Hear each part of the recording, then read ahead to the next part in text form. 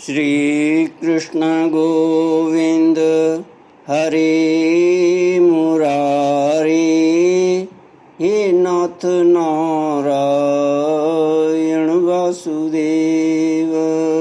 श्री कृष्ण गोविंद हरे मुरारे, हे नाथ नारायण वासुदेव। ओम नमो भगवते वासुदेवाय। ओम नमो भगवते वासुदेवाय।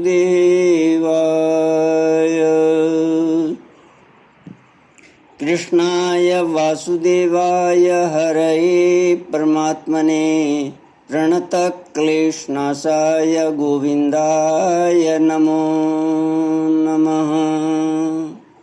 सच्चिदानन्दरूपाय विश्वोत्पत्त्यादिहेतवे तापत्रयविनाशाय श्रीकृष्णाय वयं नमः। सच्चित आनंद स्वरूप परमात्मा जो सृष्टि के उत्पत्ति पालन और संहार करता है तथा जीवों के आध्यात्मिक आदि दैविक आदि भौतिक तापों को नष्ट करने वाले हैं, अर्थात जीवों के मानसिक शारीरिक और भौतिक दुखों को दूर करने वाले हैं, उन श्री कृष्ण भगवान को हम नमस्कार करते हैं। श्री कृष्ण गोविंद हरे मुरारे, हे नाथ नारायण वासुदेव। श्रीमद्भागवत पंचम स्कंद अथ नवमोऽध्यायः। श्रीशुक उवाच अथ कस्यचिद् द्विजवरस्याङ्गिरः प्रवरस्य शमदम तपस्वाध्यायाध्ययन त्याग संतोष तितिक्षा प्रश्रय विद्या न सूयात्मज्ञानानंद युक्त स्यात्म सदृश श्रुतशीलाचार रूपौदार्य गुणा नव सोदर्या अंगजा बभूवुर्मिथुनं च यवि यस्यां भार्यायाम् अंगजा बभूवुर्मिथुनं च यवि यस्यां भार्यायाम्। भरत जी का ब्राह्मण कुल में जन्म।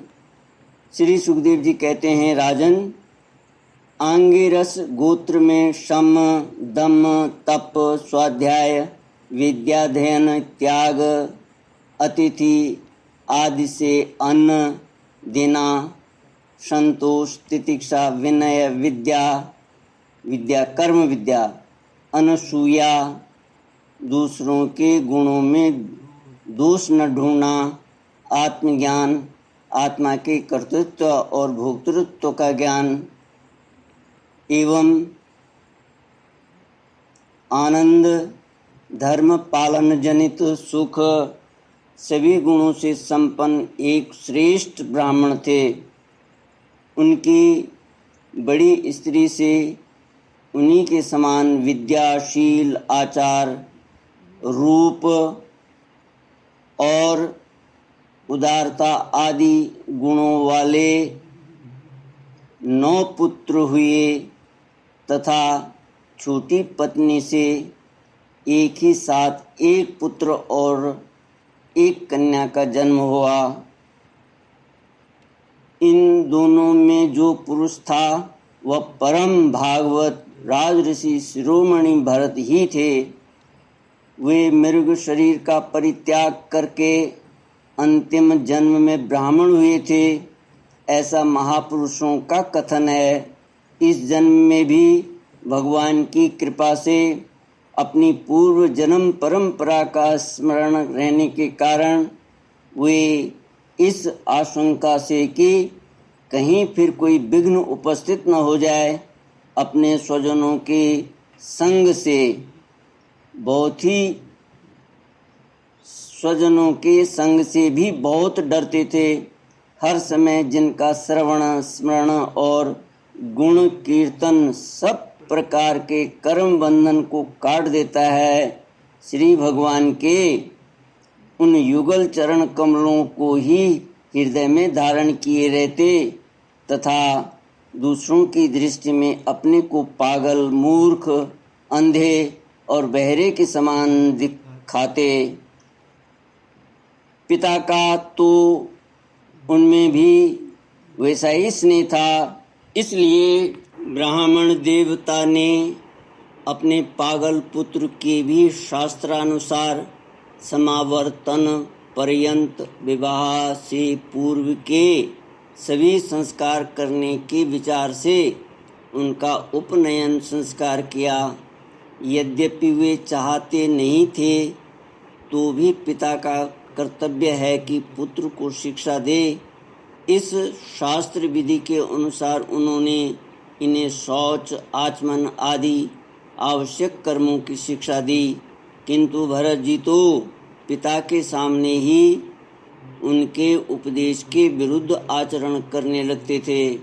पिता चाहते थे कि वर्षा काल में इसे वेदाध्ययन आरंभ करा दूं, किंतु वसंत और ग्रीष्म ऋतु के चैत्र, वैशाख, ज्येष्ठ और आषाढ़ 4 महीनों तक पढ़ाते रहने पर भी वे इन्हें व्याहृति और शिरोमंत्र प्रणव के सहित त्रिपदा गायत्री भी अच्छी तरह याद न करा सके। ऐसा होने पर भी अपने इस पुत्र में उनका आत्मा के समान अनुराग था, इसलिए उसकी प्रवृत्ति न होने पर भी वे पुत्र को अच्छी तरह शिक्षा देनी चाहिए, इस अनुचित आग्रह से उसे शौच, वेदाध्ययन, व्रत, नियम तथा गुरु और अग्नि की सेवा आदि ब्रह्मचर्याश्रम के आवश्यक नियमों की शिक्षा देते ही रहे। किंतु अभी पुत्र को सुशिक्षित देखने का उनका मनोरथ पूरा न हो पाया था और स्वयं भी भगवत भजन रूप अपने मुख्य कर्तव्य से असावधान रहकर केवल घर के धंधों में ही व्यस्त थे कि सदा सजग रहने वाले काल भगवान ने आक्रमण करके उनका अंत कर दिया। तब उनकी छोटी भार्या अपने गर्भ से उत्पन्न हुए दोनों बालक अपनी सौत को सौंपकर स्वयं सती होकर पति लोक को चली गई। श्री कृष्ण गोविंद हरि मुरारी, हे नाथ नारायण वासुदेव। भरत जी के भाई कर्मकांड को सबसे श्रेष्ठ समझते थे। वे ब्रह्म ज्ञान रूप पराविद्या से सर्वथा अनभिज्ञ थे, इसलिए उन्हें भरत जी का प्रभाव भी ज्ञात नहीं था। वे उन्हें निरामूर्ख समझते थे, अतः पिता के परलोक सिधारने पर उन्होंने उन्हें पढ़ाने लिखाने का आग्रह छोड़ दिया। भरत जी को मान अपमान का कोई विचार न था। जब साधारण नर पशु उन्हें पागल, मूर्ख अथवा बहरा कहकर पुकारते तब वे भी उसी के अनुरूप भाषण करने लगते।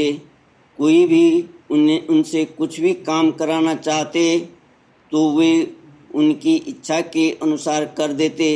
बेगार के रूप में, मजदूरी के रूप में मांगने पर अथवा बिना मांगे जो भी थोड़ा बहुत अच्छा या बुरा अन्न उन्हें मिल जाता, उसी को जीव का जरा भी स्वाद न देखते हुए खा लेते। अन्य किसी कारण से उत्पन्न न होने वाला स्वतः सिद्ध केवल ज्ञानानंद स्वरूप आत्मज्ञान उन्हें प्राप्त हो गया था। इसलिए शीतोष्ण, मान अपमान आदि द्वंद्वों से होने वाले सुख दुख आदि में उन्हें देहाभिमान की स्फूर्ति नहीं होती थी। वे सर्दी, गर्मी, वर्षा और आंधी के समय सांड के समान नंगे पड़े रहते थे। उनके सभी अंग हृष्ट पुष्ट एवं गठे हुए थे। वे पृथ्वी पर ही पड़े रहते थे, कभी तेल उपटन आदि नहीं लगाते थे और न कभी स्नान ही करते थे। इससे उनके शरीर पर मैल जम गई थी। उनका ब्रह्मतेज धूल से ढके हुए मूल्यवान मणि के समान छिप गया था। वे अपनी कमर में एक मैला कुचैला कपड़ा लपेटे रहते थे। उनका यज्ञोपवीत भी बहुत ही मैला हो गया था। इसलिए अज्ञानी जनता यह कोई द्विज है, ऐसा कोई अधम ब्राह्मण है, ऐसा कहकर उनका तिरस्कार कर दिया करती थी। किंतु वे इसका कोई विचार न करके स्वच्छंद विचरते थे। दूसरों की मजदूरी करके पेट पालते देख जब उन्हें उनके भाइयों ने खेत की क्यारियाँ ठीक करने लगा दिया, तब वे उस कार्य को भी करने लगे। परंतु उन्हें इस बात का कुछ भी ध्यान न था कि उन क्यारियों की भूमि समतल है या ऊंची नीची, अथवा वह छोटी है या बड़ी। उनके भाई उन्हें चावल की कनी, खली, भूसी, भुने हुए उड़द अथवा बर्तनों में लगी हुई जले अन्न की खुरचन जो कुछ भी दे देते, उसी को वे अमृत के समान खा लेते थे। किसी समय डाकुओं के सरदार ने, जिसके सामंत शूद्र जाति के थे, पुत्र की कामना से भद्रकाली को मनुष्य की बलि देने का संकल्प किया था। उसने जो पुरुष पशु बलि देने के लिए पकड़ मंगाया था, वह दैववश उसके फंदे से निकलकर भाग गया। उसे ढूंढने के लिए उसके सेवक चारों ओर दौड़े, किंतु अंधेरी रात में आधी रात के समय कहीं उसका पता न लगा। इसी समय दैव योग से अकस्मात उनकी दृष्टि इन आंगिरस गोत्रीय ब्राह्मण कुमार पर पड़ी, जो वीरासन से बैठे हुए मृग, वराह आदि जीवों से खेतों की रखवाली कर रहे थे।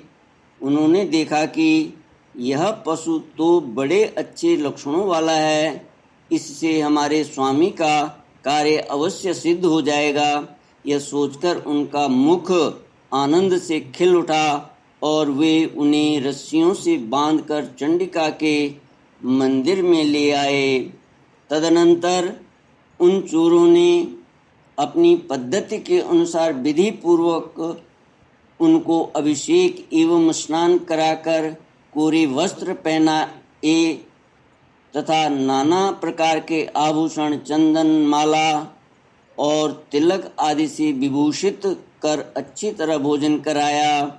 फिर धूप, दीप, माला, खील, पत्ते, अंकुर और फल आदि उपहार सामग्री के सहित बलिदान की विधि से गान, स्तुति और मृदंग एवं ढोल आदि का महान शब्द करते हुए पुरुष पशु को भद्रकाली के सामने नीचा सिर करा के बैठा दिया। इसके पश्चात दस्युराज के पुरोहित बने हुए लुटेरे ने उस नर पशु के रुद्र से देवी को तृप्त करने के लिए देवी मंत्रों से अभिमंत्रित एक तीक्ष्ण खड्ग उठाया। चोर स्वभाव से तो रजोगुणी तमोगुणी थे ही, धन के मद से उनका चित्त और भी उन्मत्त हो गया था। हिंसा में भी उनकी स्वाभाविक रुचि थी। इस समय तो वे भगवान के अंश रूप ब्राह्मण कुल का तिरस्कार करके स्वच्छंदता से कुमार्ग की ओर बढ़ रहे थे। आपत्ति काल में भी जिस हिंसा का अनुमोदन किया गया है, उसमें भी ब्राह्मण वध का सर्वथा निषेध है। तो भी वे साक्षात ब्रह्म भाव को प्राप्त हुए वैरहीन तथा समस्त प्राणियों के सुहृद एक ब्रह्म ऋषि कुमार की बलि देना चाहते थे। यह भयंकर कुकर्म देखकर देवी भद्रकाली के शरीर में अति दुस्सह ब्रह्म तेज से दाह होने लगा और वे एकाएक मूर्ति को फोड़कर प्रकट हो गईं। अत्यंत असहनशीलता और क्रोध के कारण उनकी भौहें चढ़ी हुई थीं तथा कराल दाढ़ों और चढ़ी हुई लाल आंखों के कारण उनका चेहरा बड़ा भयानक जान पड़ता था। उनके इस विकराल वेश को देखकर ऐसा जान पड़ता था मानो वे इस संसार का संहार कर डालेंगी। उन्होंने क्रोध से तड़क कर बड़ा भीषण अट्टहास किया और उछलकर उस अभिमंत्रित खड्ग से ही उन सारे पापियों के सिर उड़ा दिए और अपने गणों के सहित उनके गले से बहता हुआ गरम गरम रुधिर रूप आसव पीकर अति उन्मत्त हो ऊंचे स्वर से गाती और नाचती हुई उन सिरों को ही गेंद बनाकर खेलने लगी। सच है, महापुरुषों के प्रति किया हुआ अत्याचार रूप अपराध इसी प्रकार ज्यों का त्यों अपने ही ऊपर पड़ता है।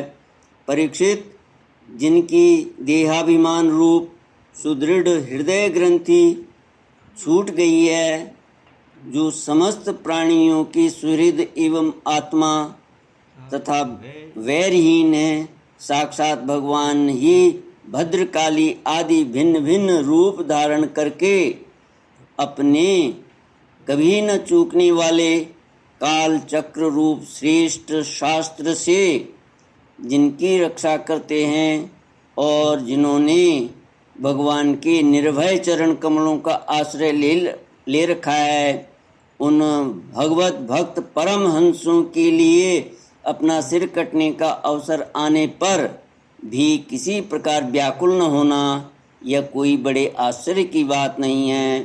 श्री कृष्ण गोविंद हरि मुरारी, हे नाथ नारायण वासुदेव। इति श्रीमद्भागवते महापुराणे पारमहंस्यां संहितायां पंचमस्कन्धे जड़भरतचरिते नवमोऽध्यायः। ओम पूर्णमदः पूर्णमिदं पूर्णात् पूर्णमुदच्यते पूर्णस्य पूर्णमादाय पूर्णमेवावशिष्यते। ओम शांति शांति शांतिः। हरि ओम श्री गुरुभ्यो नमः। हरि ओम।